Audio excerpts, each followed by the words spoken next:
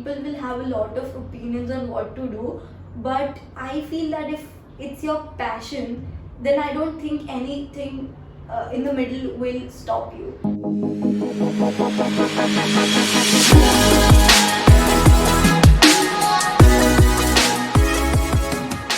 So how has, like, what's your journey right now? What's happening in your life?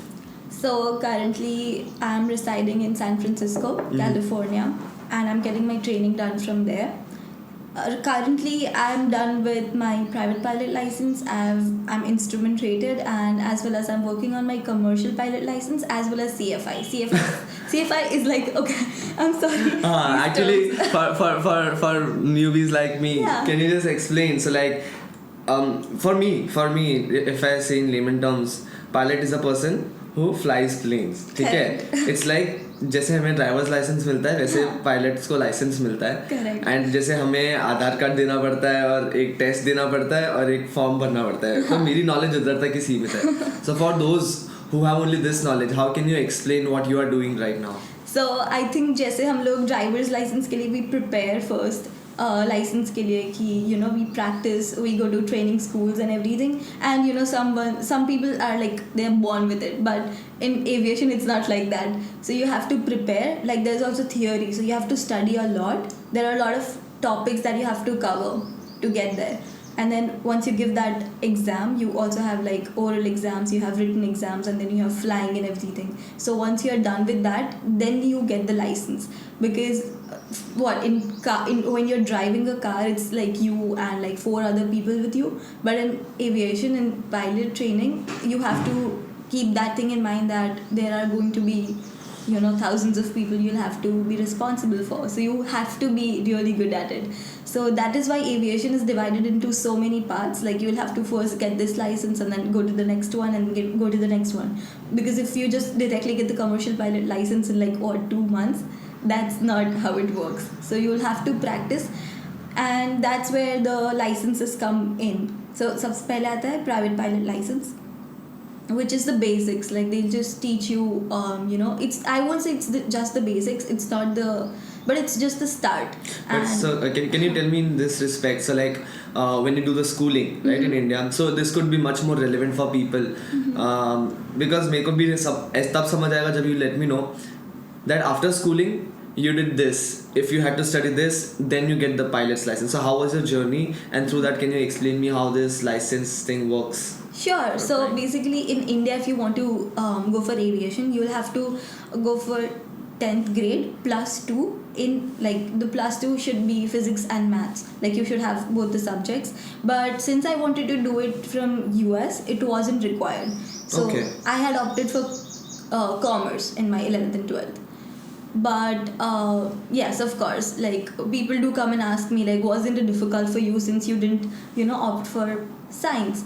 And I feel that the aviation science and math is basics as in something that you've learned in 8th or 9th grade. So if you're good with that, then you're good to go. In India, of course, there are different rules, but in US, it's like they just consider like if you just have basic knowledge, you're good to go. So just say when you did 10 plus 2, you didn't take maths and science, right? No, I did not. Math and physics. Okay. So like what's the difference when you do that from here in India? As you said, it's different there. So like what's the rule here in India? So to explain it in a simple term, in India, जैसे हम लोग India में हम लोग को licence चाहिए, drivers licence, तो the government of India is involved, right? Similarly, there the government of US is involved. So aviation government in India is called DGCA, and there it's called FAA. So it's almost the same, but there are some regulations that are different. So if you want to fly there, you will have to follow the regulations of US. If you want to fly here, you'll have to follow regulations of India. Right. So why that discrimination that उधर कम knowledge होती है क्या उनके plane हमसे हमारे plane से अलग होते हैं? Like physics and maths, why? No, I think it's also about the airspace and also how they want to go for it. As I said, it's not much of a difference, but just 1, 2, 3 things that are different regulations wise, and it's not like those regulations are better than comparatively to India, but it's not like that. सबके अलग ही होते हैं, but I think how in India you might not have as much as traffic as in US, like even in the sky. Air traffic. Air traffic. Okay. Because Road traffic तो definitely India में बहुत ज़्यादा है. बहुत ज़्यादा है. I don't know about that, but definitely air traffic it might be, yes. Correct. So even in जैसे हम देखते हैं कि US का ड्राइविंग में भी there might be some regulations which are different, right? जैसे कि pedestrian को ज़्यादा ही importance दिया जाता है US में. Here you will have to let the car go, right? So it's not about comparing कि कौन सा better है, but it's just about how they want to work and how India wants to work and how other countries want to work. Right. So coming ahead, when you did 10+2, okay, were you aware that you wanted to do this? Like, did you focus on that area and prepare anything in your 10+2 which was a prerequisite in your pilot training? To be honest, no, because I just knew that I wanted to be a pilot, but I wasn't 100% sure that if that is going to be my career, right? Like, since I was in grade 5th or 6th, I was inclined towards aviation, but I wasn't sure. It was always in my background that this is something that I want to do. But then practically thinking, everyone around me used to have these amazing ideas of going into this and amazing streams, and that used to make me feel like, okay, am I really sure about going into aviation? Like, yes, that is always in the back of my head, but that is not reality. That's what I used to feel. But so at that time I was like, confused between a couple of streams, like, this is something I want to do, this is something what I want to do. While choosing my stream as commerce, I did not choose thinking about aviation, but I was like, I was an average student, and I was like, I wouldn't be able to go through science torture for me. Like, it was very difficult for me. So just to play safe, I went for commerce, and I used to enjoy the management part and everything. So I was like, this is going to be somewhat interesting, and it was. And then I was also searching about aviation. Like, I knew that I just have this 1 year to decide what I want to do, and at that time I started researching, like, what am I supposed to do. And 1 year was 11th to 12th? Yes. Okay. So that's when I started taking it seriously, that now I have to decide, because I cannot just, depend on, situations or people or what they are going to do. So I was like, okay, I'll start preparing. I started watching videos. I did not have anyone to talk to. So that was the toughest part. Like, I did not know any pilot personally, or there was no one in my family to guide me through it. I went to some career counseling sessions, but they did not have that much idea of aviation here in Vadodara. Yeah. So it was difficult for me to, clear my path. Like, it was very confusing for me. But then I started researching everything on my own. I started becoming confident with my research, and I started finding schools. And I was like, okay, I think this school in California is good enough. And then I talked to my parents. They were always supportive. So they were like, if you want to go for it, just see what all exams do you need and everything. So I was preparing for all of that. Right.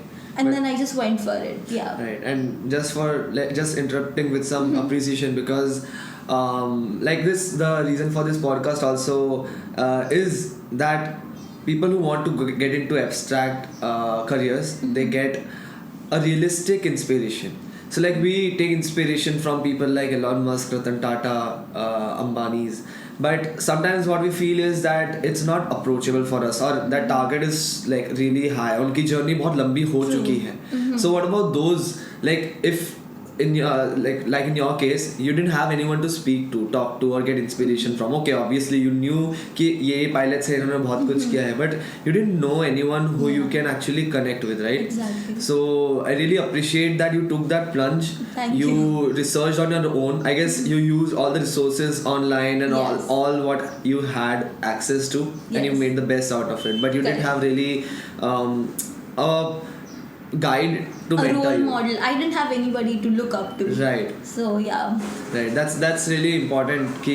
That's really important to note here how you rose without a role model and without a person who you can follow the path. And if not follow the path, at least एक confidence आता है कि यार हाँ चलो मैं भी कर सकती हूँ. Correct. So that's really great. Yeah. Amazing. I think that's something that a lot of us don't see, because if like everyone I meet, half of them, they are like, when I tell them that I'm a pilot, they are like, even I wanted to be so. And I'm not kidding when I say this. Like every other person I meet, they're like, oh my god, even I wanted to be that. So I just question myself, like what happened that, like what happened with them that they didn't go for it, like what was the reason behind it. And then there was this time when I was talking to this guy, and he was like, even I wanted to go for it. I was like, what stopped you? So he was like, I don't know, like I just knew that I wanted to become a pilot, but I never thought of it as a reality. So I don't understand that why people just stop thinking about their dreams, and why do they just want to go for the mainstream things. I mean, obviously if that is their passion, then good for them, but if you know that you want to go for something, then just go for it. Like you will have to clear your own path, like no one's coming to help you there. Right. But and especially coming from a small town like Vadodara, it's really detrimental, really important for you to like have that kind of mindset, and especially in this age, because आज के generation में there are so many opportunities for you that it's endless. I mean, metaverse, it's like even last 2 years back, no one would have thought that this could become a reality. Correct. And real source of income and living also for people. So definitely, I mean, that's why I'm really looking forward for new experiences and stories from people like you, who can actually be such role models for people, and realistic role models, to be honest. No, Great. I really like your idea of going for people who come from small town, and then just when they don't have any support. So I really like this idea of yours, because usually people would just go for those people who are at the higher stage right now. And I mean, obviously even they have a journey, but sometimes people cannot connect to them. Relate. So Yeah, even like we've had some conversations with such people and celebrities and mid celebrities also, and उनके साथ में the purpose shifts to an extent. For this, the purpose is quite different. Okay. So great, again, glad to have you here. So let's move on with the journey which you were telling me. That so once there's 10 plus 2 के बाद में like for you, as you researched about the US pedagogy of getting a license, you didn't have to do maths and physics, right? Correct. In India, maths and physics ज़रूरी है. And with FCAA, right? FAA. So FAA जो authority है, then what was the next step for you after you graduated, like 11th and 12th? You were, I guess, 17 to 18 years, yes, right? I was So like 17. after you were 17 to 18, you just completed your basic studies, which was 10 plus 2. Then what?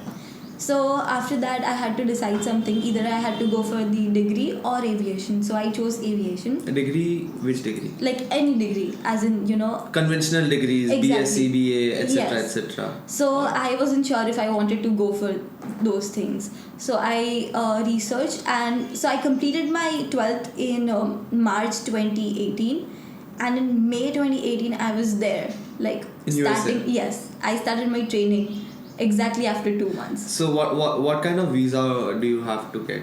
So usually it's M1 or F1. So M1 is basically for vocational training courses like aviation related or any training. So M1 is again student visa, similar to F1 visa. Okay. So some of the universities go for F1 and some go for M1. So जैसे I've seen this. You might have seen this movie ज़िंदगी ना मिलेगी दोबारा, right? Correct. So they train for that skydiving, right? Yeah. So even that's kind of, they had to train for a month and then they can do that. Yeah. So this is it a bit similar to that, but on a professional level, is it? Yes, I mean that is something that if you it's just one thing, right? Like skydiving is just one thing. So every day if you practice, you know that you'll just get there. But this is even more professional, because it's like you are taking responsibility, a whole another level of responsibility, not just for yourself, but for, as I said again, 1,000 more people with you. And it's not easy, because everyone thinks that if you know how to drive a car, it's easy to fly a plane. It's not like that, because there are so many paths to it. So you have to take your time to learn each and every part of it, each and every switch. What does that switch do, right? Correct. So it's important to know that, because if there's something wrong with the plane, we'll know that what is wrong. Like if we don't know, then we're just going to crash. Right. So it's important to learn everything. And I've come across people who come and tell me like, oh, it's very easy, you just have to learn how to fly. But it's not like that. We have like, hundreds of books that we have to study from. We have a lot of theory, we have a lot of exams to give. And I personally feel that it's like important, it's logical, because if you don't read all those things, or if you don't study all those things, I don't know how you're gonna manage this whole huge plane. No, definitely. I mean, that's freaking. Given that that's not, it's not similar to skydiving. The purpose I asked that because was that young people look at prerequisites for any such thing. So for a person like me, there are a lot of barriers in my mind that okay, I need to have this, I need to have a good eyesight, I need to have a good this, good that, right? Because so like Air Force, I was thinking of having jobs in Air Force. So like there you have to have a certain height, certain eyesight level, certain fitness, and then obviously education and all. So that's why I asked, is skydiving के similar है क्या? So इसके अंदर when you fill the form, is there some eligibility criteria, or in, for example, in if you want to do BSc, you have some entrance tests, right? So like what's there? So if you're doing it from US, I don't think there are any exams that are required to get into aviation training. But here, yes, you'll have to give the DGCA written exams before starting your training. Okay. So if you pass all of that, you're good to go. Here in India? Here in India, yes. But in US, you don't have such things. You just start with your training. Right. So, right. Or anything about eyesight or fitness levels? Yes. So once you're there, once you start your training, like once you start theory, so first you wouldn't just go and start your flying training. First you will have to go through training, like ground classes, that's what we call it. Ground classes is theory classes. So once you start with that, in a couple of months before flying, you will have to go through a medical exam. So medical is like, they'll just check like if you have color blindness, or if you're fit to fly, your height, your weight and everything. Eyesight, yes. A lot of people think that if I have glasses, I won't be able to fly, but that's not true. If you're wearing glasses and then you have 6/6 vision, then you are still good to go. 6/6 means? Like if you have the vision is 6/6, right? Then you're good to go. Like people think that if I wear glasses, if I have power, I won't be able to fly, but no. Like even after wearing glasses, if your vision is good enough, the medical is in your hand. Like I didn't understand 6/6. The power 6/6. Okay, उसके अंदर है. No, so it's like 6. You know how you just write like 6/6. Right. So that's the basic thing. Like if even after wearing the glasses, if you are good, like if your eyesight is clear, you can still fly wearing glasses. So a lot of people, come up to me and they're like, I have glasses. I wanted to go for aviation, but I have glasses. So I'm like, no, that's not true. That's a myth. Like you can still wear your glasses. So at the end, that's not a barrier. No, it's just okay.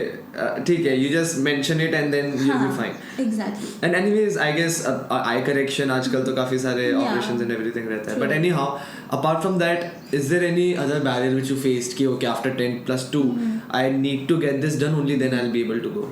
No, I think that was not an issue for me. I just knew that my parents were like, you're going for this, like you are directly going after your 12th grade, you're still so young. Are you sure that you'll be able to go for it? Like they were obviously very supportive, but at the same time, obviously they wanted that reassurance that I won't change my mind. So it's a huge expense and exactly investment. Correct. So once I started, it was something that I always wanted to do. Like once I started training, I just felt like, wow, this is it, right? Perfect. Yeah, so that was there.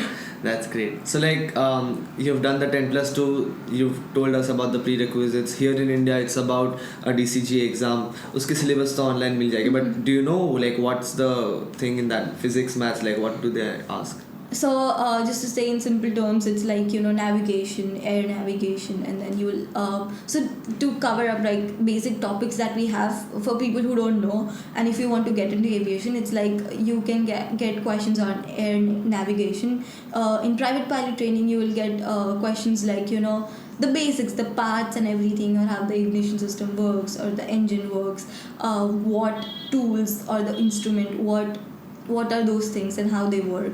So entrance में भी ऐसा रहता है DCG का. Okay. So like okay, and ये सब चीज़ के तो I guess like काफी resources online है ही.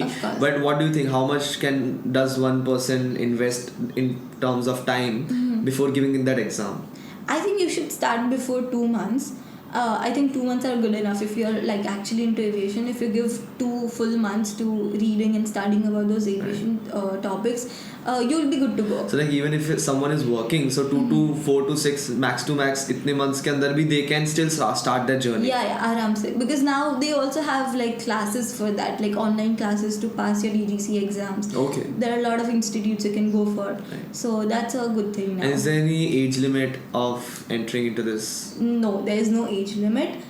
Everyone feels like I'm too old to start or something, but that's not true. Like if you're fit enough to fly, you're fit enough to go for it. So Perfect. Great. So like you did 10 plus 2 and then you went to USA. You like filled up for this FAA. You filled up with FAA or some other authority? FAA. You directly filed up with them. So if you're in US, if you're getting your training done from US, it's FAA. But then like do you have certain schools under FAA with who you work or directly under FAA? No, so FAA is the government. Okay. So all the schools are linked to the government, right? So you're working, like you are training under the school, but of course you're under FAA because you're under the government, right? So all the training and everything, that all of that is under FAA. So what was your school's name? It's called Flying Vikings. And वैसे ही Flying Vikings जैसे ही दूसरे भी अलग-अलग schools हैं. Yes. So like how do you search about them? So which is best for you? So when you Google, you will find hundreds and thousands of flying schools in every part of US or anywhere if you want to start from. Even in India. Even in India. India में भी ऐसे ही रहता है ना कि DCGA के अंदर अलग-अलग bodies हैं. Exactly. ठीक है. So once you start and then you will just look for schools, right? And then first of all you check for Google reviews as well, because I think that's very important. A lot of schools, I think it's not दूसरी universities में कैसा होता है कि this university is ranked number 1, so I'll get better training from there. But it's not like that in aviation. Wherever you get your training from, it's one and the same. So it's not like best schools or something like that. The course is same. They have the same because it's really technical and you have to follow a particular system and before flying also. So it's that, okay. To make it easy, it's like तू कहीं से भी driving सीखे, it's one and the same. It's not like ये ज़्यादा. Got it. It's just like okay, these people are good at training. Or these but then equipments might be different, right? The planes which they have for training. Yes, so that's my next point. So now once you jot down some schools, or if you have shortlisted some of them, you start looking for the prices, and then you also start asking them that how many planes do they have, how many students do you have, because accordingly you can figure out, okay, if there are so many students, maybe it might be a good school. And of course you have to see the ratio as well, like how many students as to how many instructors to planes, right? So that's when you know that, okay, I'll be able to fly every day. These people have like 10 planes and they have like 10 students, so that means I can fly every day. Okay. So at the end, the whole the end point is the same. It's just that the way they get you there, as in the number of flying hours, the instructors, the students, the experience you get differs, and because of that the fee differs, right? Yes. Okay, so that's the school. So 10 plus 2 you did the eligibility criteria, you filled the form, you went there, and then like what's the next step then? So once you start, you will start with your ground classes. I think once you start with your ground classes, in a couple of months you'll start with your flying training as well. As I said, it differs school to school. Ground classes is theory. So theory about the plane, Yes. wind, air, basic physics and stuff. Yes, but it's in detail, like it's a lot to study. Got and it. we have this whole huge book. It's the whole book of regulations, and we call it our Bible, like aviation Bible. It's called FAR Aims. And it's same for everyone. It's same for everyone. So all the regulations are posted in that book. Got it. So you'll have to by heart the book, because those are the regulations and you have to live with those. Right. So you get done with that book and that's ground training. No. That's one book. That's like the forever book. But again, if you start with your private pilot training, you will have one book. You'll have 2-3 books actually. You'll have books for oral. You'll have practicing books and everything. So it's a lot to study. So like you chose private pilot, but then so it's not about choosing again. So if you just want to do it for your hobby, you can just go for private pilot license. That's it. Okay. And then you can just keep flying. But if you want to go for airline, like for the actual commercial pilot, you'll have to go through a lot of procedures, which is first is private pilot license, and then that is compulsory, like to get there. Okay. It's not like choosing, but it's compulsory. So once you start with private, and then you have instrument rating, then you have commercial pilot license, you'll have to get multi-engine, ATPL and everything, type rating done. So all these things are required to get there. Okay. So private pilot is just the start. But private pilot license से हम क्या कर सकते हैं फिर? So private pilot license, as I said, if you just want to fly for hobby, then yes. There are a lot of regulations. In India, it might be different. Over there, it might be different. Like if you're flying as a private pilot, you cannot be in profit. That's a rule for us. Like if, let's say, you are my friend, and if you say like, hey Khushali, let's go flying, then we'll have to divide our share on the pro rata basis. But if you know, if I take money from you, then that's something that I'm breaking the rule. So that's something that I'm not allowed to do. And divide our share on pro rata as in? So as in, if let's say if we have all the expenses and the fuel, the airport charges, etc. Etc. Yeah, exactly. So let's say if we came down to $300 for the trip, then we'll have to divide on 150 basis. Like I cannot say like, oh, I was flying the plane, you give 200, I'll just give 100. Okay, but at the end, like whatever, so like we have to formally show this, and then whatever people correct. want to do, you can. Yeah. Okay. And so like, so what are you like? What did you opt for right now? Like, what's your path? Private license, and then? So I've done with private pilot license. I'm done with instrument rating. I'm working on my instrument rating. That's okay. So instrument rating is it's a procedure that you have to get done to make it easier for you. It will be very complicated for me to make others understand who are not into aviation. But instrument rating is like, if the weather is not good enough, if the visibility is very low, how do you fly? Like, how do you just depend on the instruments that you have and you fly when you cannot see anything around? Got it. So getting well versed with the machine. Correct. Everything about that. So that's more of theory. Or practical? It's more of theory, yes, but it's also practical. Right. Like when you can't see anything, then how do you depend on instruments? I saw the emergency handling. So like, was it even related to this? I guess you were 18 when the comment came, when you handled a really an emergency situation. So the emergency situation was that my transponder stopped working. Transponder is what again? So it's like where the people know that communication the system for. Yeah, so the ATC is like air traffic controllers. Okay, got it. So they know that where you are. So like in a train, the signal person communicates with the railway guards and all. So like in that way, is it like the controller controls the traffic and communicates between the planes? Yeah, so it's like we communicate through the radios, but my transponder stopped working. So it wasn't a huge deal because I could communicate with them. But what happened is after my transponder stopped working, I was communicating with the ATC. I was like, okay, my transponder is not working. We also have to squawk and everything. So not to make it complicated, but I was talking to them and suddenly my radio stopped working as well. So I had just started training at that time, so it was very difficult for me to make any decision. I was like, I know what am I supposed to do because I've been trained for this, but to apply in real life is another level of stress. So I was like, I just follow the procedures because we are taught that from the beginning. Whatever happens, follow the procedure. So I've heard this somewhere that even like what happens is a lot of times when the pilot gets really experienced, let me know how true is this, but when a pilot gets really experienced, they start using intuition and their own mind much more than trusting the instrument. So that's bad, and the most severe crashes happen with such experienced pilots. Is it true? That's very true. A lot of times what happens is we are given a checklist actually, and we have to carry that checklist every time we fly. So even before flying we have to read that checklist and see so we have to pre-flight, right? Before flying we'll have to check if everything is correct. So all of that is also mentioned on the checklist. Like, okay, check the wings, like if they're perfect. Check this, check that. So once you check, you're just checking everything, right? You're going in the flow. Make sure every particular tool and everything is in place. Okay. Exactly. So what happens is once you start flying daily, there'll come a time you'll be like, okay, I know after this I'll have to check this. But so what aviation says is that is wrong. Like, you don't do that.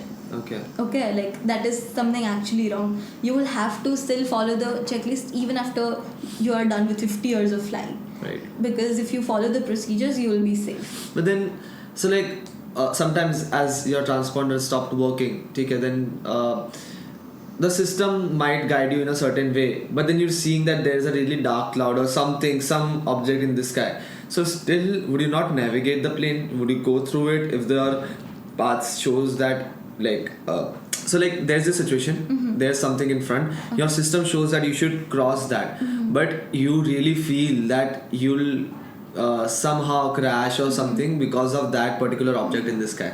So then do you trust your instinct or do you trust the instrument and your path? So first of all, as you said, the path or the system, there is nothing as such in the planes that I fly for now, because those are the smaller airplanes and they don't have the GPS system for now. Of course, some of the planes do, but the ones that I fly for now, they don't. Okay. So they won't ask you to go through that. Okay. You understand? For example, there are mountains, right? And they have a particular height. So what my system will say is just you have to go in that direction. It won't tell you that how high you have to be. Okay. That's something that you'll have to know, that okay, if that's there, we'll have to be 500 feet above that or 1,000. Okay, because in my mind this was there that like we have to follow everything to the T and the plane tells you everything. No. Okay, so that's there. Okay, perfect. Yes. Got it. That's how it works. So then, like, if we go on with your journey, then like you did this, you did the private pilot. You got the private pilot license first. When did you get that? 2000. In 2018. Oh, so you started in 2018. You got that in 2018. Yes. How many months? So I started in May. I got it in November. May, June, July, August, September, October. Okay, perfect. And then after that, then you did your instruments training. Yes, I started with my instrument training. Instrument is a bit difficult, so it was a task for me. Like, we have to study a lot. I failed my one instrument check right first because I think I wasn't confident enough, but then I gave it again. So I think a lot of people do fail. I am not saying that everyone does, but a lot of people do fail. But my instructor, he used to tell me that a lot of times they just deliberately fail you so that if they feel confidence बढ़ाने के लिए and make sure कि it's followed to the T. Exactly. So I don't know if that was the case with mine. Maybe I was wrong with my check, right? But I had to give it again. So it took me a longer time to clear my instrument. So November. After November. Okay. So then what next? Like, when did you finish your instruments training then? It took me a year. Totally in a year. Yeah. So okay, approximately 1 year, 8 to 9 months, you were done with instruments. Yes, training. I think in 2019, end of 2019, I got my instrument rating done. Okay, perfect. And then post, then what's the next? So after that, I was starting with my commercial training. Okay. But then suddenly COVID hit in 2020. What? COVID. Yeah, perfect. So again, I had Perfect. Nahi, that was the worst case scenario for airlines, especially, exactly, right? Yeah, and even for us. So because it was the situation there, like in US, of course, the situation was worse, right?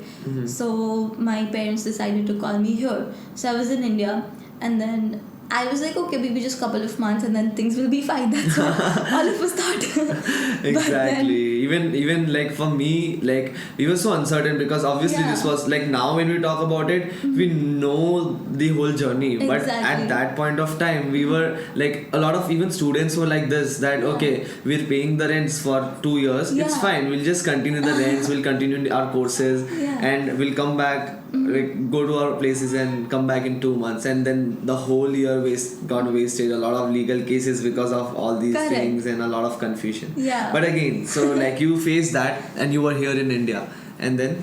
So since I was here, I had this mindset, okay, chalo, 2 months and then I'll have to go back. So I was like, okay, I'm just getting a break, so I'll stop studying and everything. And then I got so lazy, and then the lockdown started extending. And then I was like, this is something that's, just gonna stay for a longer period now. So I was like, okay, I'll just study online, but you can just do the theory. You cannot like fly, right? So but post instruments training, that was the more practical part, right? yeah, like the whole journey Commercial. is a lot of theory and a lot of flying. It's not like, post instrument or something. Like even for commercial, you'll have to study a lot. So I was like, okay, no worries, that's fine. And then I started, studying from home. But I was like, I don't know what am I doing. Like I know that these theories, something that of course I can study, but I need my instructor's help for the same, because this is something that you have to study thoroughly, and it's not like you're not giving an English exam where you just study the chapters. So I stopped again, and then It's upon you to like extend your study period, because as you said, you don't get a degree. Yeah. So like it's completely upon you to how you navigate the course, right? Completely. Aviation is very flexible, very flexible. You can complete your course in a year, you can complete it in 4 or 5 years. It's on you, like how fast you want to do it. Got it. Yeah, so it's not like So like it's 4 years like course. there are different tests and checkpoints. So like whatever time you dedicate, so like you can get done, if you have that capability, you get done in 3 days, and you get the instrument training, and then so like it's like that. Yeah. Okay. And so it's not like fixed key, how in here in India we used to have okay, March May boards, and then September May midterms and everything like that. We have like it's on us. Like for example, I was the only student in my school. Like it's not like we have a batch or something. We have like 10 to 15 students training. Of course, in some schools it might be that, but for me in particularly in my school, it was just me. Yeah. So it was just one-on-one training for me, which is also a good thing for me. So we didn't have anything like that. My instructor was like, okay, you are ready to give the written exam. I'll just schedule it for you. So that's how it was. Got it.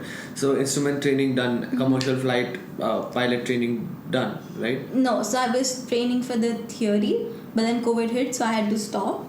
And then I think I was here till 2021 April, like more than a year. Right. So 1 year, 1 month I was there. Right. And then in April I went back.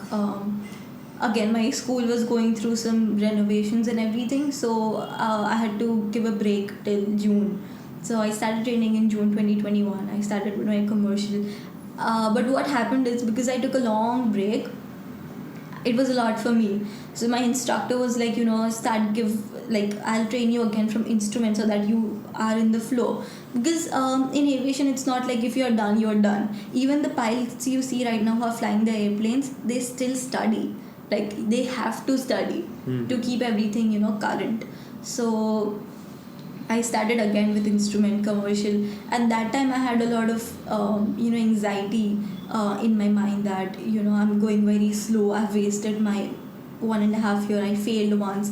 So all these situations used to torture me a lot. Because what happened is my training literally stopped. Like in school, what happened is, for people who are getting a degree, even though they were home, but the course goes on. That's why they just catch up with that. Exactly. But here it's upon you, so that's why you're not. You had to decide if you want to stop or not. So like because of COVID, you stopped because you were here. Yeah, and my school was also not working. Yeah, okay. But for others, it was like if they had a 3 years degree, it's not like okay, 1 साल waste हुआ तो the degree will take 4 years or something. Right. Like in 3 years, they're still graduating. Right. Like even though they're studying from home, they had online classes. For me, it wasn't like that. It was a complete break. Got it. So now that I look back, I feel like all my friends have graduated. They have a degree now, and I'm still into aviation. So it sometimes, I question myself like, why am I doing it so slow? But then I think my parents used to make me understand like the world stopped. Like the whole world stopped, so it's okay if you just took a break or something. Right. So that's. In fact, let's dig a bit deeper on this aspect, because I believe when people look at a person who is doing something abstract, they don't understand. They think that the grass is always greener on the other side, and they put them on a pedestal. And maybe sometimes even we think that people have put us on a pedestal, so even our expect their expectations from us, we have a responsibility to fulfill it, right? Very true. Yeah, so that is really stressful, I believe. Correct. And more than stressful, it puts you in such a guilt that you're not able to take even the right decisions. That is very true. Yeah, let alone continuing on that path. So what do you think, like how did you manage to cope up with that mindset? So I think back in 2019 when I first came back to India after starting my training, I came here, I visited my friends and everyone, and by that time I had gotten my private pilot license. So even that was a huge deal, right? So when I used to come and meet my teachers and everyone, they used to tell me like, wow, you are an inspiration, and come and talk to students, give speeches. So I was like, that was something overwhelming for me. Like I also felt good that my teachers are recognizing me, but it was also like this burden that I have to inspire these people, and I cannot stop now because some people are looking up to me. So if I think that was a responsibility for me, that I'll have to show something to them if they're looking up to me.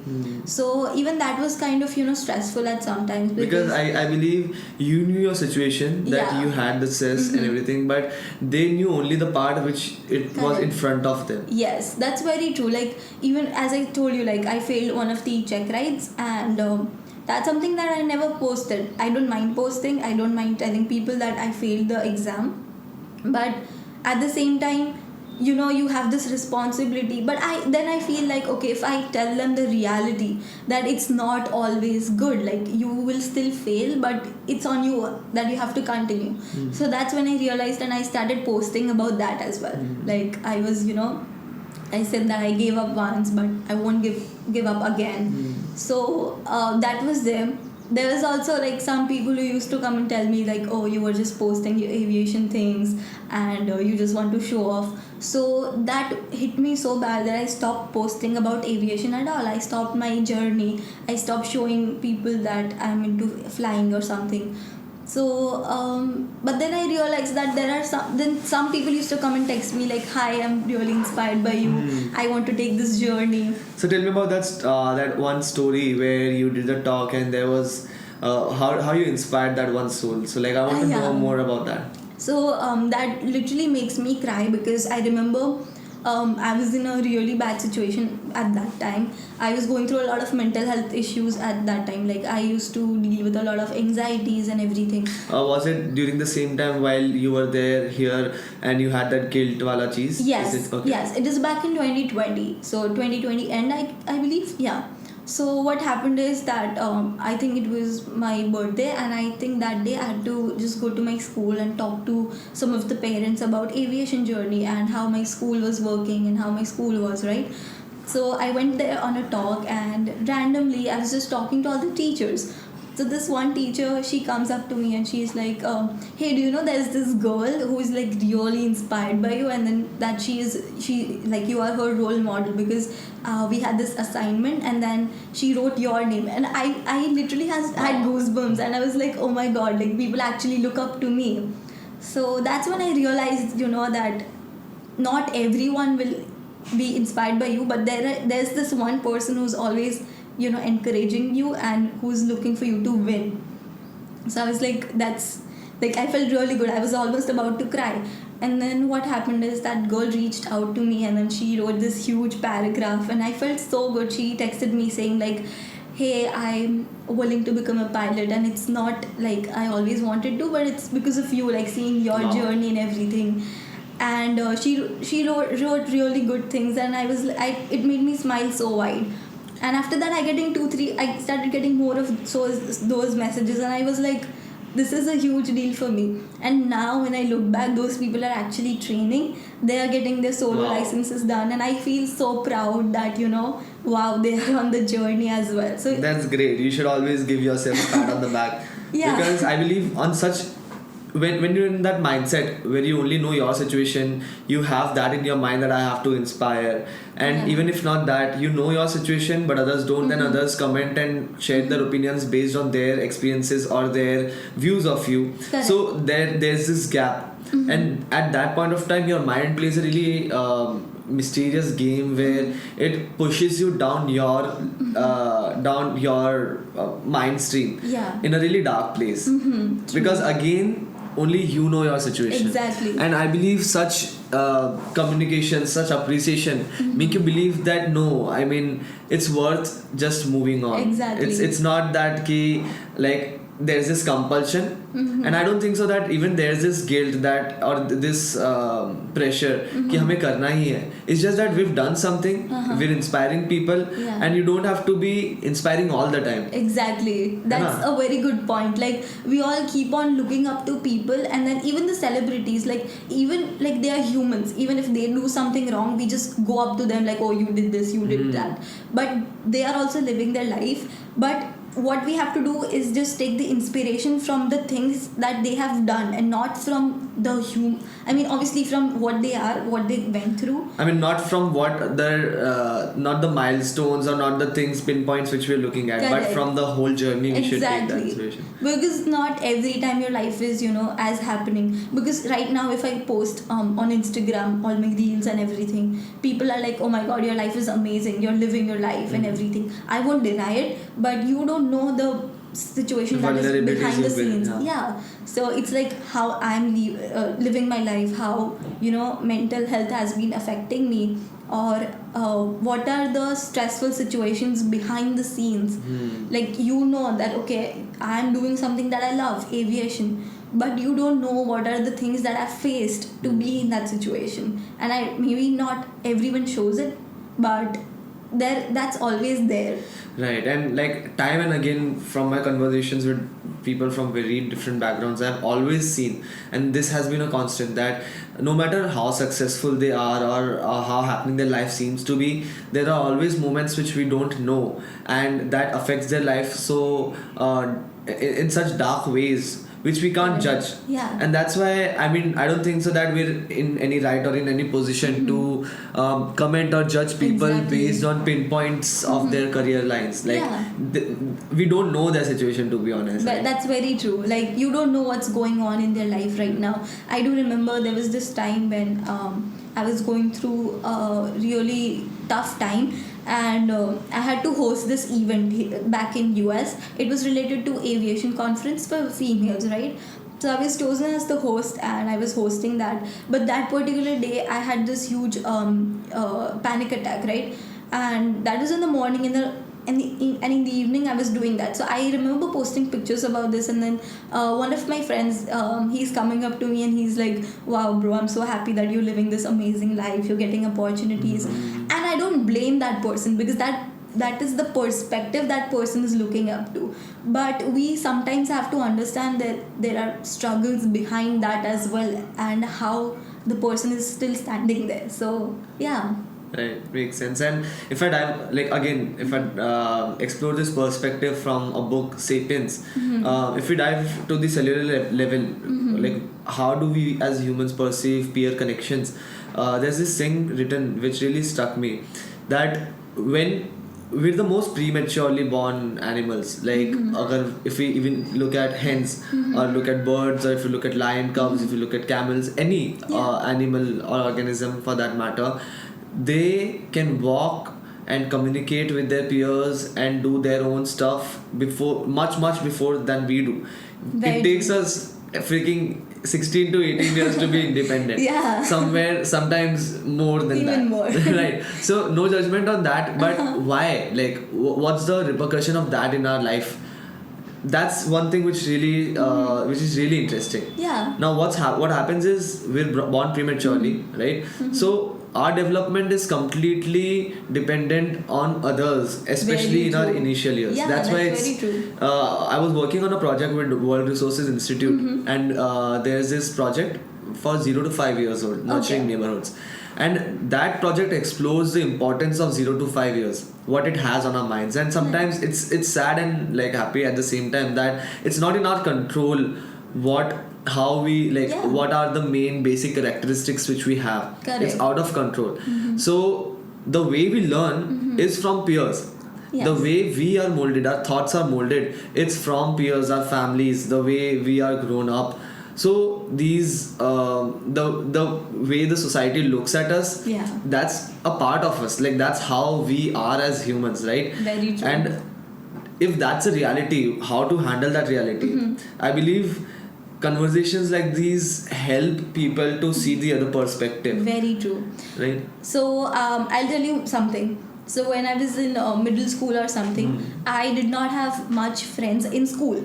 So I knew that everyone knew me and everything, but that friends thing, I never had a group or something as such.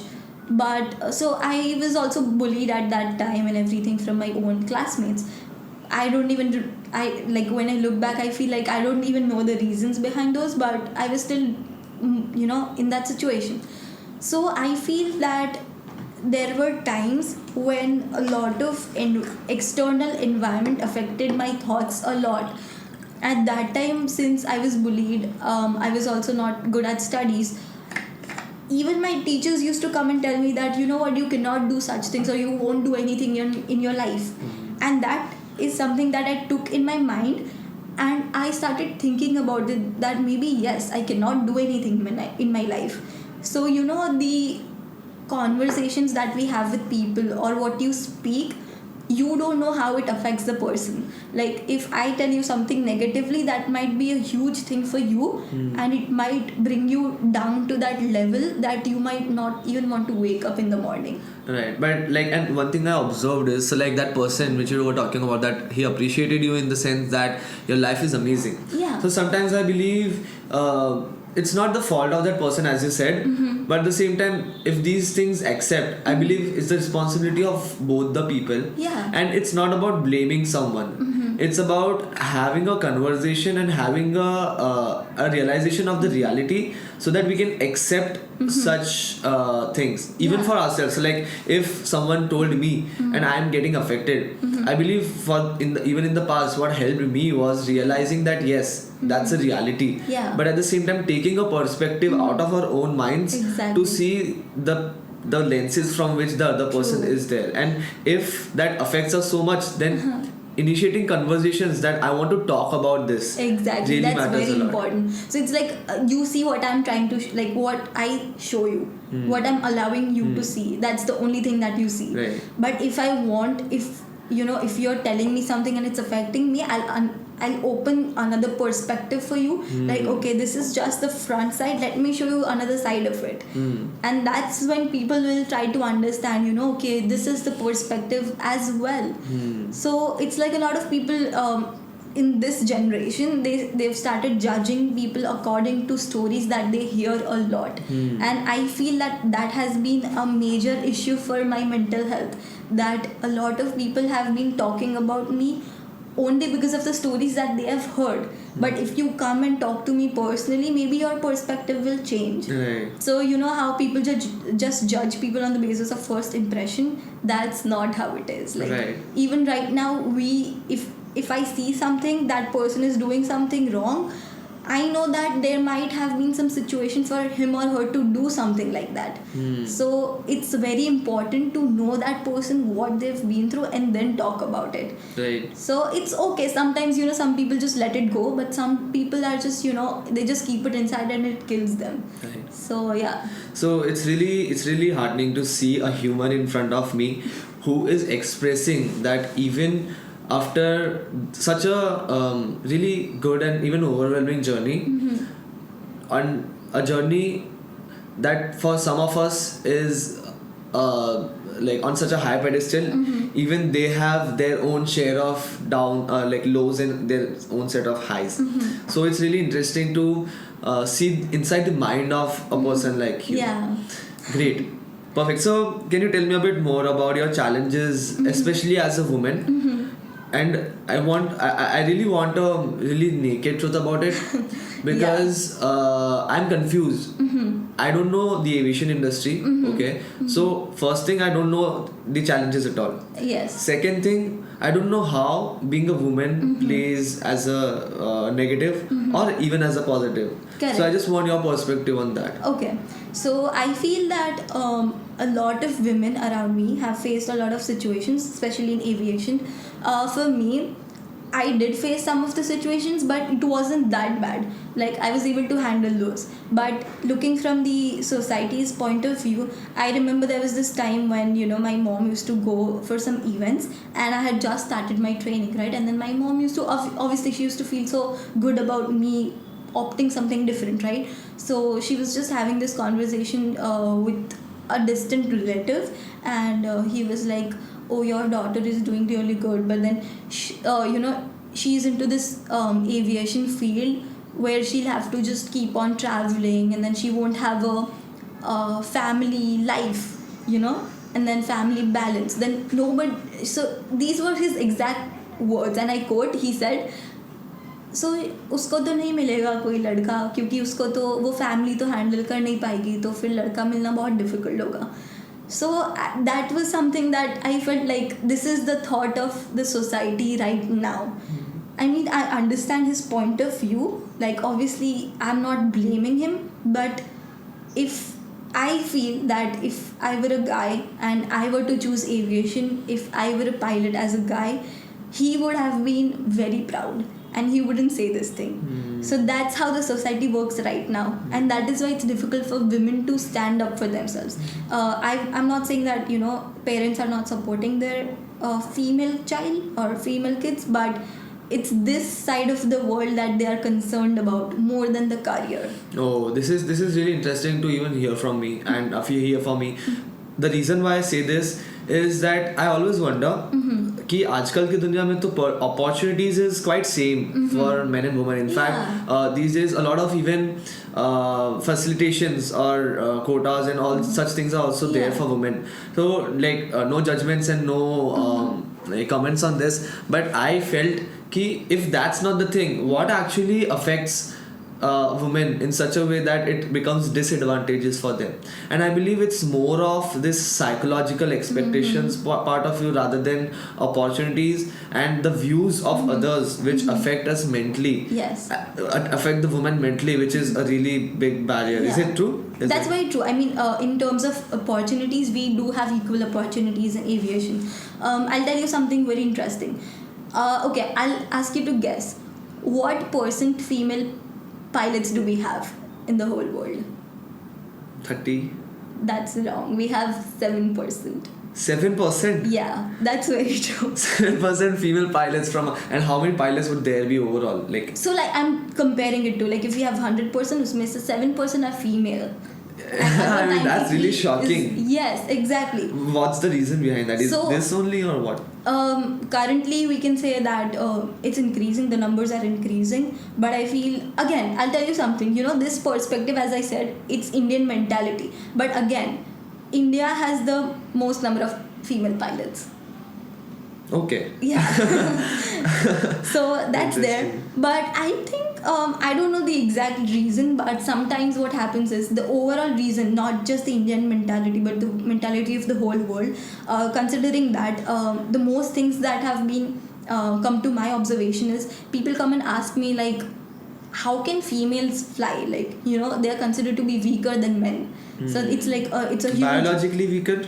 Is it? That's what they people... Yeah, okay. Yeah. So that's what they think. And they're like, okay, you're weaker than men. I don't think that they'll put this point right in front of you directly, but they'll form it indirectly, तू कैसे चला लेती है? Maybe they're just judging on the basis of my height or my weight.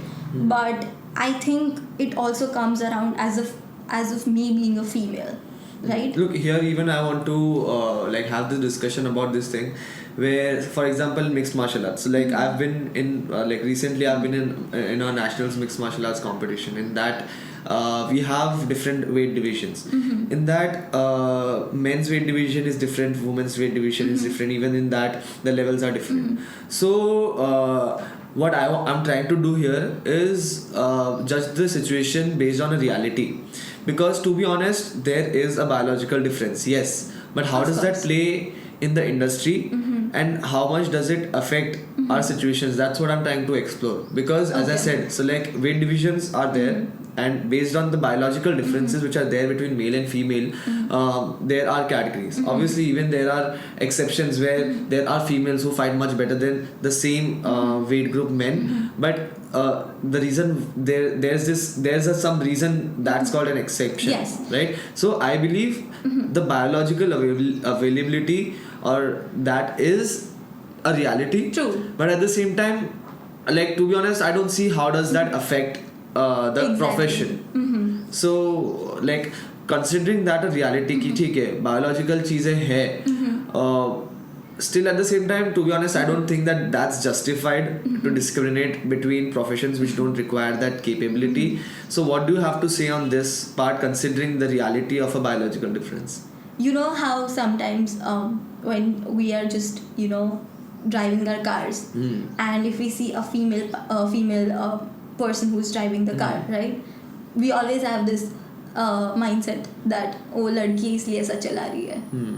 We have that thing, even though the person is driving even better than you, even that female, even if she is driving far better than you, but just in general it is categorized like if they're female drivers they are not going to drive safely. That is there, right? So similarly it's even into aviation, and I'm not kidding when I say this. I was flying in an I think I was flying to Germany, and what happened that Solo flying? No, like I was like traveling. I was not flying. Okay. I was traveling, and I remember my pilot was a female, and there was this issue that our flight was delayed.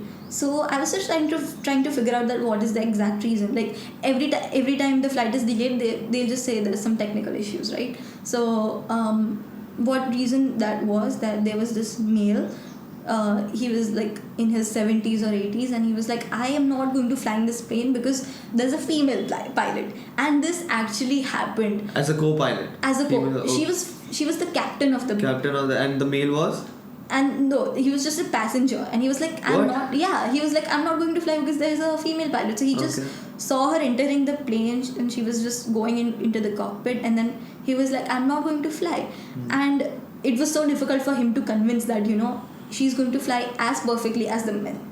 So this the degree, the there. License is the same. Exactly. Like, it's not like we are just getting the license and the male are like actually working for it. We went through the same process. Right. We went through the same training. Then why do you think that they are still better than us? Right? So that's the thing. So I believe there are preconceived notions which cause this problem, and even for these problems there are these challenges which women face, right? Yeah. And the reason why I am talking about this, because I just wanted to get at the core of what the exact issue is, because I myself, as I said, considering the reality, sometimes I get into a confusion. Yeah. So I was even like, my mother is a businesswoman, and that's why I have such deep respect for women. Exactly. Because I believe, yes, there are so many this problem manifests itself in so many different ways in different industries. It's really important for even people to understand how the industry plays this out, the discrimination part of it. Yeah. For business, it's more, for example, in construction industry, it's a male dominant industry. Yeah, that's very true. Yeah, and majority of the laborers are also male. Yes. And the way they talk is really harsh and really sometimes unsafe, because biologically, again, I see the reality of the situation. Biologically, if women are, I wouldn't say weak, but they have less muscle strength or some in a lot of situations, right? So a person feels or gets a tendency to overpower through use of words or abuse. Yes. So when I see that in construction industry, I see that how difficult it might be for a woman to show authority and get the work done. I'm not denying that fact. That might be absolutely true, right? But what is happening here is, since that is just in one sector, right? They are considering that everywhere females are not supposed to be there. And there are also situations where people have this thing that that's just for females. And that's so wrong. Like, for example, let's take an example of makeup artists as well. If this guy is interested into that, they'll be like वो तो लड़कियों का नहीं होता. That is the mindset that people have, and it's so difficult to change. But someone has to do it, right? Someone has to break the that stigma, and I think that can only happen when stories like you come out and perspectives are distributed. Probably. But I feel that there were times when I used to actually go up and talk to them, like that's not how it works. But it's very difficult to convince those people who have we've decided that I'm not going to change my mind. So what's important is for now helping those people understand that it's okay to change your opinion. It's okay to change what you think, like even politically, like if you think that this party is better than this and you're sticking to that party, like no, this is good, but it's okay to change your opinions. Right. And that's something that this generation, like our generation, is getting better with that. But the older generation, they think that no, if I believe in something, I'll stick to it. I'm not ready to be more accepting. And I believe even this plays a role where, like for me, I believe if for a man or for a woman to support such situations or to support such people who are going against the stigma, I believe just being there for a conversation and letting them know that you're there with an unjudgmental mind might also matter a lot. Exactly. Right? Yeah, that's very true. Great. So like this is a conversation which I try to explore with every woman in different industries as we converse, that in your industry, aviation industry, this is how it plays, the challenges for women. In construction, my mother faced problems in such a way. So it's really interesting to know and really fascinating to see that even we have a role to play in that. Yes, that's very true. It's not like only we can change the mind, but you will also have to give something. It doesn't work just one way. One way, two-way street. Exactly. Perfect. Great. So like great. So like you told me about we were talking about how you progress with your commercial pilot degree and like not degree, the training. So like what's the situation right now? Which stage are you there? So I'm currently training to become an instructor. So that's my plan. So you've got the commercial pilot license? Yes. So I have to give the check ride once, but I've completed with the theory part. Okay. So once I go back, I'm here in India right now, but once I go back, I'll be giving that. But side by side, I'm also studying to become an instructor. As it's flexible, you can do that. Yes. Okay. So I'll be doing that. So right now I have 300 hours of flying, and then I need more hours to get into airlines. Right. So to build those hours, I need first become an instructor, help others. Right. That will also help me become perfect at what I want to do. Right. So that's the plan for now. So 300 plus how many hours for instructor? So instructor, it's like I can get it now, right? So After 300 hours? Yeah. So 250 hours is the hours sure. that you need for a commercial pilot license. So since I have 300, I'm good to go. So it's more of like studying, but it's not like these many hours. But And commercial pilot is that you can work for airlines. So that's something that everyone thinks, but commercial pilot license is just one of the procedures, like one of the process that you have to get into airlines. But there are a lot of more license that you have to get, like multi-engine, then type rating, ATPL. So once you get all of this, that's when you can apply for that. So yeah. Right, alright, and like the reason why I'm not really going deep into that is because obviously all this information can be online. Yeah. My purpose was to understand the pathway, and I guess this pathway which you've told us is quite enough for even for people to gain inspiration to start on this journey without and break the barriers which they have in their mind. I think it's just the how it's shown that aviation equals to fancy life, but it's not how it works. Like the pilots that you see right now, they've worked really hard, they've studied really hard, and they're still doing so that they could live the life they wanted. So I just want to know few anecdotal experiences in vivid detail as much as you can describe. Like how was your first flight while you were there in the cockpit? I guess right, that's what it's called. Yes. First with the instructor and the second experience alone. Okay. So the first one, I was like very excited, and then I remember I was given this time slot, and then he was a little bit late, and I was like, where is he? I had that excitement, I was jumping around like a small kid. And when I first sat, and he was like, okay, I was like, bro, teach me. So like you knew the theory, you knew what to do, but then start karna exact aisa? So theory mein they don't teach you how to fly. Theory is about the parts and everything, right? Okay. So it's not like, okay, this is what you have to do, this is how you have to start. That's not how it works. And this first with the instructor was between which licenses? Then it was the starting when I was holding student pilot license. Okay. So it was then. So when I sat for the first time, he's like, okay, so this is how it works, this is what happened, how it works, and I was like, okay, fine. So And if we're driving a car, the Mhm. person tells us to put the clutch in, Yes, like push correct. the clutch, and you were at that stage. So Yes. like that person explained. you Yes, all those very things. true. So that was there. So he's like, okay, this is the throttle, and then these are the mixtures, this is the carburetor heat, so that's how you work, these are the wings. I was like, okay, perfect. So first when we were taxiing to the runway. Taxing as in on Taking- wheels. Yeah, when It's moving on yes, wheels. Okay, yeah. that's taxing. So you have to taxi to the runway, right? So he was like, okay, so what you have to do is I'm taking you there. You push the throttle all the way in, and then you just pull up. And I was like, are you sure you want me to do it? Like, this is the first time. And he was like, And yeah. how many months it had been while you I started think this whole thing? it was like 2 months. 2 months you started studying and understanding about the whole thing. Yes. You were there in USA for 2 months, Yeah. and then in that 2 months, Yes. your first flight takeoff. So I went to US in May, and in June I started flying. So I was like, bro, are you sure that I can start now? Do you trust me on that? Yeah. He was like, yeah, I completely trust you. You just do that. I was like, okay. And once I did that, and once the plane was airborne, when I was flying, that feeling, I literally had goosebumps. And I took it around. We did this pattern work. We came down and we did like 3 takeoffs and landings. And he was just explaining me like how to get better at it. But then like was the plane like there are some driving cars, right? Mhm. The steering handle, Yeah. the other person also has a handle, Yeah. and so like is it the same? Yeah, so basically what happens is for us in aviation, we have to sit on the left side and the instructors, they sit on the right side. Right side is the main.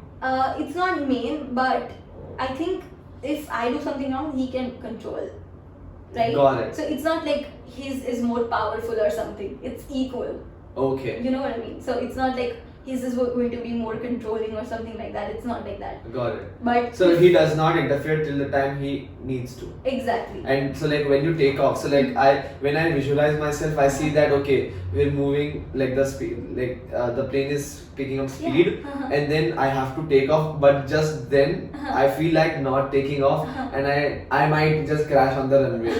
So like I see that okay, then Yeah. that might be a tendency. Like what Yeah. happens in that moment? So like when I don't feel like taking off, Like you're not confident, Okay. and you're at the end of the runway. So Yeah. like would the instructor take up? Like is there a safety like that? he wouldn't wait. He'll know that okay, this person is not doing Okay. his or her thing, so I'll take over.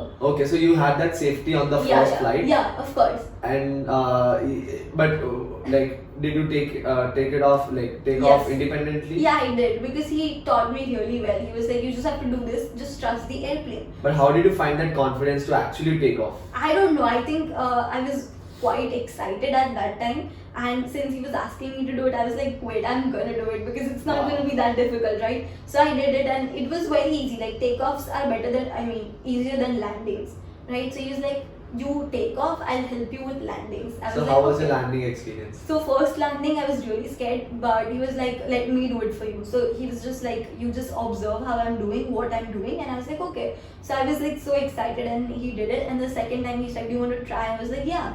So It was on the same day. yeah, on the same day. So I was like, yeah, let's do it. So I was doing it, and I had this. I didn't go for a smooth landing because it was my first landing. So he's like, it's okay, you did good. It wasn't the best, but that's how it should be for the first landing. And I was so excited. So he's like, so I asked him, should we go again? He's like, yeah, for sure.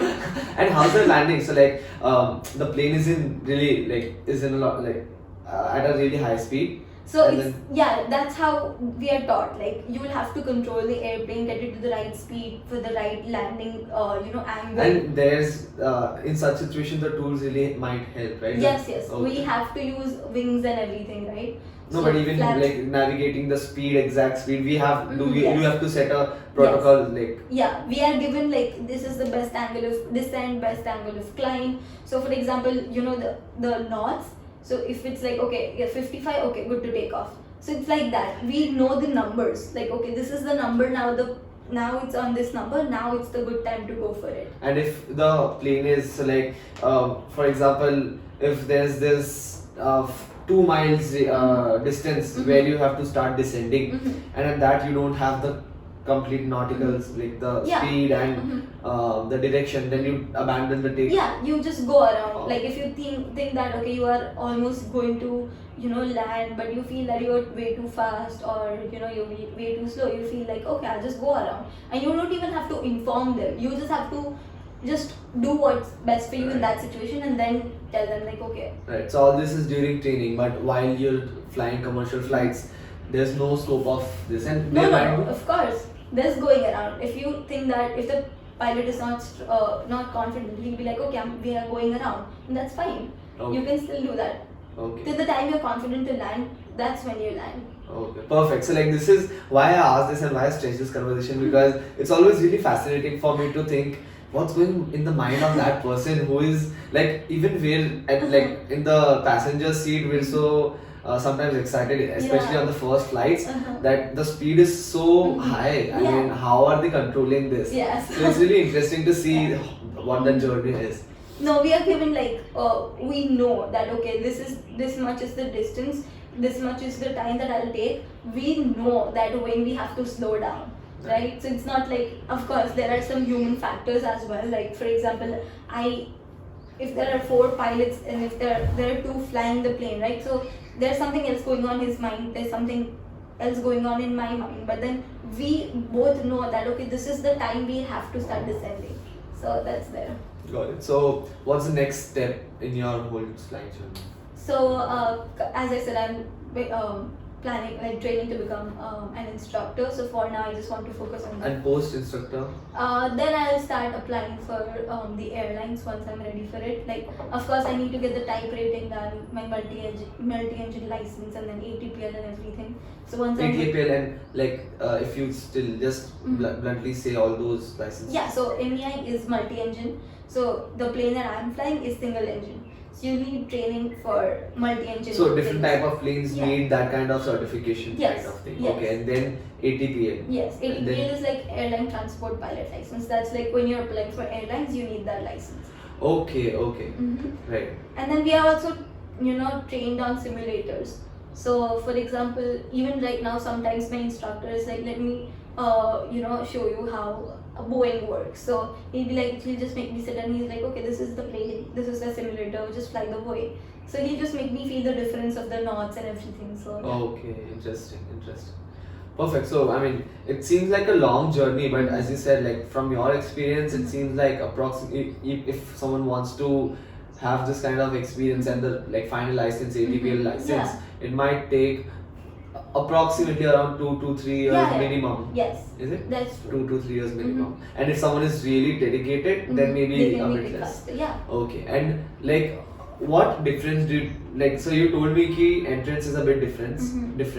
What other differences there in the Indian way of attaining? I don't think there is much difference. Like 95% of the things are same, right? So here they have exams. The procedure is still the same. Like go for private pilot first, and then you go for instrument and commercial and everything like that, right? So it's almost the same. I think what's different is the job sector. Like there are more jobs in US, because of course there are more airlines, right, compared to here. And if you see, we don't even have that much flights operating compared to US. So because US mein to even the interstate is completely on, like there are less on road and more on very from true. it. Okay. And so license, airport, airlines, check. But can you tell me a bit more about so like you've got the license, okay, now you'll be applying for airlines.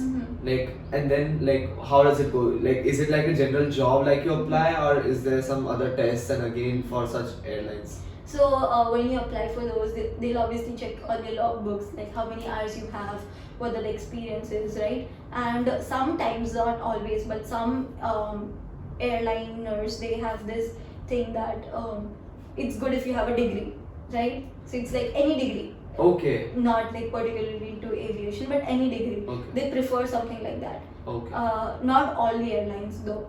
So I feel like I want to get that done as well, because if in future if I plan on switching my career, I'll have a backup option. What kind of degree are you planning? I'm not sure, but something into management or international business or something.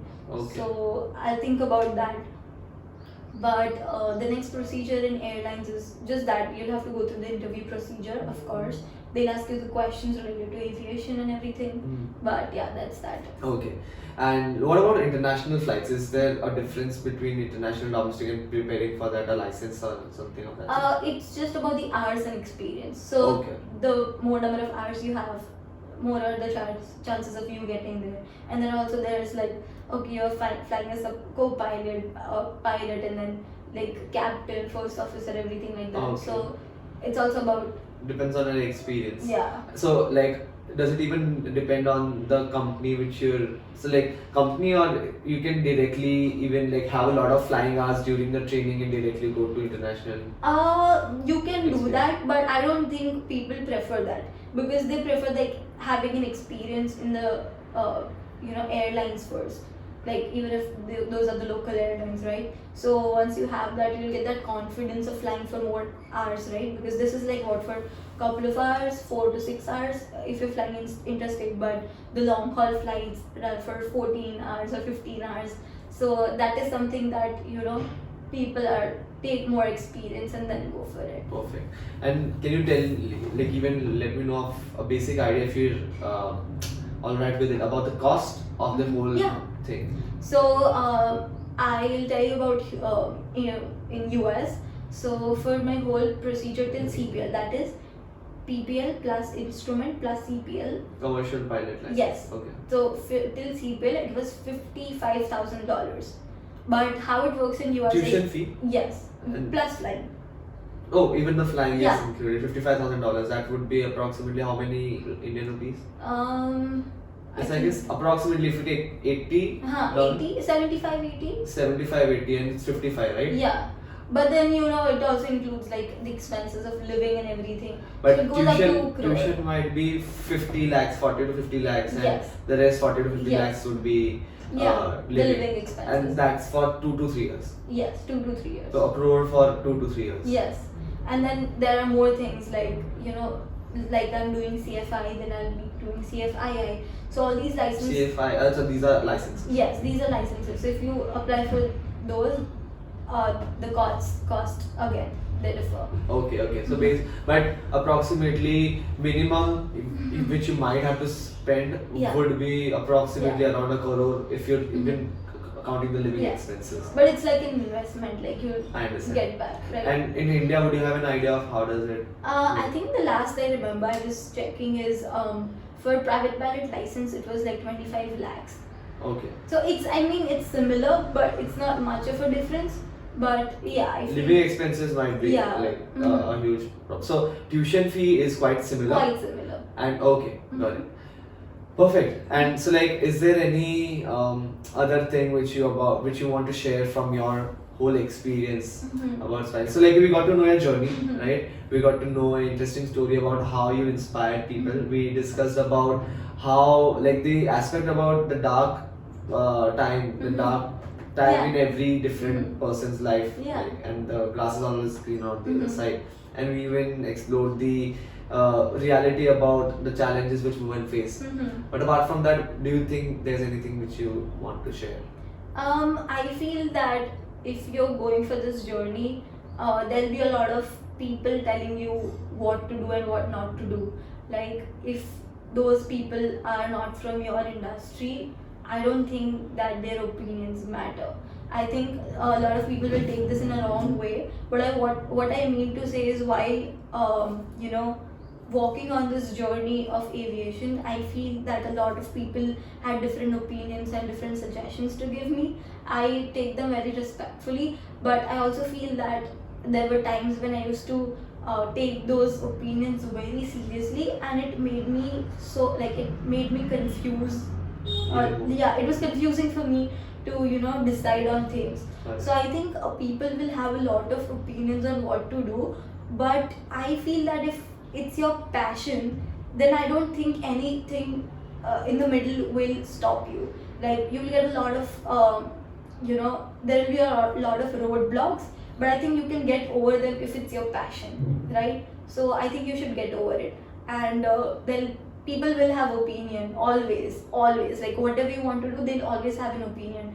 But after you are done with that, those are the people who will come back to you and they'll appreciate you for your journey, and they'll be like, wow, right? So I think that just go for it, and then come and talk to people. It'll be such a flip show, you know. That's something that I faced in my school situation. Like there were so many teachers who pushed me, but there were teachers who also demotivated me to the core. So I do know I've faced such situations as well, not just in terms of teachers, but also people around me. Like there were people who used to come and directly tell me that you are not good at studies, you cannot go for aviation. Right? So I feel that show them. That's the only answer. Right, and with that, I really align with that thought, because there's this saying ना कि तुम्हें जो अच्छा लगता है या whatever you're passionate about, just do that instead of focusing on something which you don't like. And I believe what you said validates this thinking, because it's so important that there are so many opinions which are gonna come your way. Your own mind would play games which you didn't think earlier on, and it's that passion and that fire to actually pursue that thing which you want to do, which makes you go on. Yeah, I think it all comes down to how strong is your passion to get that thing done.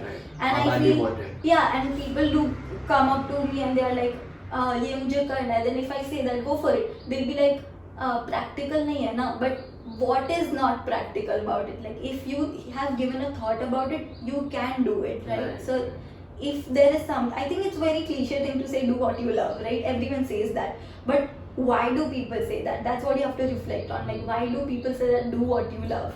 Right. Because if you love something, it's not like you will be enjoying doing that, but it's about how going at it. Exactly, how stronger that is gonna. Right. Especially even in young age, I believe, even if I look back to my journey, it might seem a bit fluctuating, because like at 16, like even we were a part of it together. We worked on it, Young India's Parliament. Then I started, when I was in college, I started with Bloom Foundation, and then I was involved in different green technology projects. Now I'm involved with some government projects, but it might seem fickle-minded, but I found myself 100% passionate while I was doing that. I feel it's not called being fickle-minded, because I think if you explore things, that's when you know, right? Like it's okay to try new things to find your passion. Definitely. And with that thought, for me, what really, as we were talking about, what mattered was, even while exploring, being at it 100% when you're doing that, exactly. Right? And being faithful to yourself. Not that ki extrinsically, sometimes things start extrinsically ki acha, I like the person who is singing, so I want to start singing. But when you start doing that singing, right, you have to be in love with everything, especially with the process. Very true. Right? And I believe even this has helped me a lot to give 100% and gain results. True. And sometimes to an extent, like log bolte ki results don't matter, you just keep at it, but results matter a lot in your mind. Yes. Because if bahut time tak results nahi aayenge, then even you will question your thing. And I believe, yes, that once we are consistent, results are gonna come. Sometimes 3 months, year, some people get results in 5-10 years. Yeah, everyone has a different timeline. Right, but at the same time, that is really important also, that you become good at it, learn from your journey, and all that is really not dependent, but being passionate about it really helps a lot. So like as you said, exploring the why behind why we should be passionate about things is really important. Yeah, and you know, some people go wrong when they start comparing their journey to others, with others. For example, if taking myself into consideration, when I see other pilots of my age, when they've completed their journey even before me, sometimes I felt like, oh my god, I used to take them as an inspiration, no doubt. I was like, wow, if they can do it, I can do it. But then, you know, the mature I got, like the more mature I got, I realized that it's important to compare your own journey compared to like how previously you were. Right. Like if you are comparing yourself with if you're an interior designer and if you're comparing it with another one, you cannot progress, because everyone has a different timeline, everyone has a different journey, everyone has different skills. So it's important to work on your skills other than comparing yourself. If you're taking an inspiration from others, that's a different thing. But if you're comparing it negatively, that's when you go down, and that's the biggest downfall you ever get. True. So definitely be passionate about what you want. Don't compare others for the sake of it, like to compare their journey with yours. Take inspiration, but like learn from your own journey. So that was the second point, Very and true, yeah. that's really important. And third is, I believe, it's quite similar to passion, but see the grass is not always greener on the other side. Appreciate your dark areas. Exactly. Be in the acknowledgement of the reality of that situation. Yes. Talk about it if you Talk want to, about it. and then move forward with that journey. Very true. There's no point in leaving your journey because of those areas, and that is there in every person's life. It's just that it's not visible in others' life. Yeah. Right? Very You true. know your story, you don't know others' story. And then people will also ask that, as I said, that opinions of other people shouldn't matter if that's what that's what you want to do. And I was discussing this thing with one of my friends, and he was like, yeah, but what happens if your parents don't appreciate, or if they are not with you? Because it's easy for us to say because our parents are very supportive, but there are some homes, there are some houses where parents are not supportive. But I feel in that situation, what you can do your best to convince your parents is by showing them how dedicated you are, Right. and how much you are into that. Right. And if they're investing in something, that you will give them back something. Right. Like if they're not getting convinced, I've heard people saying that I wanted to, but my parents didn't agree. So you just ask for a chance. Like, give me 6 months, that's all I'm asking for. And that's the easiest way to convince Indian parents. Makes sense. मतलब actions के through आप convince करो. And what you said कि opinions don't matter. To be honest, I believe that they matter, but you should not let them affect you. That's very That's more apt to say, I believe. That's Right? right. And as you said, कि parents बोलते हैं, people close to you बोलते हैं, so showing them Yes. the action is important, right? That's So right. these were really good points, I would say, to like for a person who is starting their journey in an abstract field, which don't have someone to look up to. Because I believe in the last points which we discussed, if they really think about these 4 to 5 points to the core now, even if they don't have any role model, even if they don't have any like example in front of them, still they can pursue on that journey. Yeah, I feel I never had a role model growing up. Even today, if people ask me, I don't know. I just know some people that I don't want to be like. Like, I don't have a role model, but I just know some people that I don't want to be like them. That their journey, I respect their journey, but I just don't want to be how they've become in their life. So that's a role model for me. Like, that is my role model. Like, I know how differently I have to take the path and not their path. So I think even that is important. It's okay to not have a role model. You can be your own role model. Right. Perfect. So I mean, it's been an amazing conversation with you, Khushali, and I mean this is a conversation at 300 hours. I'm pretty sure that like we'll even have one conversation on 3000 hours with a lot of international experiences and with a lot of more accolades to your name. Of course. Great. Thank you so much for Thank being you. here. Bye bye.